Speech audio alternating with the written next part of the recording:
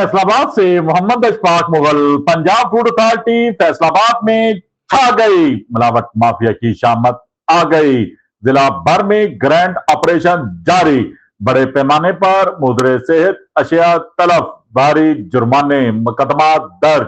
शहरी खुश, माह मुबारक में मिलावट माफिया के खिलाफ बिला इम्तियाज कार्रवाइयां जारी। DG food authority Asim Javed के हुक्म पर फूड सेफ्टी टीमों का जिला भर में ग्रैंड ऑपरेशन। अब तक 3000 से ज्यादा फूड पॉइंट्स और यूनिट्स की चेकिंग, 20 पॉइंट्स बंद। कवानीन की खिलाफ वर्जी पर 399 को 76 लाख से जायद के जुर्माने आयद कर दिए गए। जालसाजी का मकरू धंधा करने पर 8 मुकदमात भी दर्ज करवा दिए गए। चेकिंग के दौरान मजीद बेहतरी के लिए 1500 से जायद को इस्लाही नोटिस जारी कर दिए गए। 4465 किलो गोश्त, 700 लीटर ऑयल, 1000 लीटर मिलावटी दूध, 300 किलो नाकस अचार, 350 किलो ममनुआ एक्सपायर अशिया तलब कर दी गई।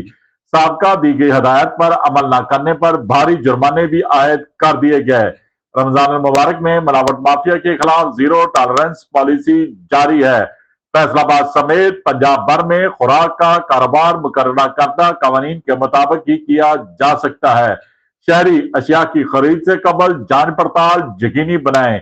शिकायत की सूरत में 1223 पर फौरी इतला दें। DG food authority Asim Javed ने वाजिया पैगाम जारी कर दिया। देखते रहिए GS न्यूज।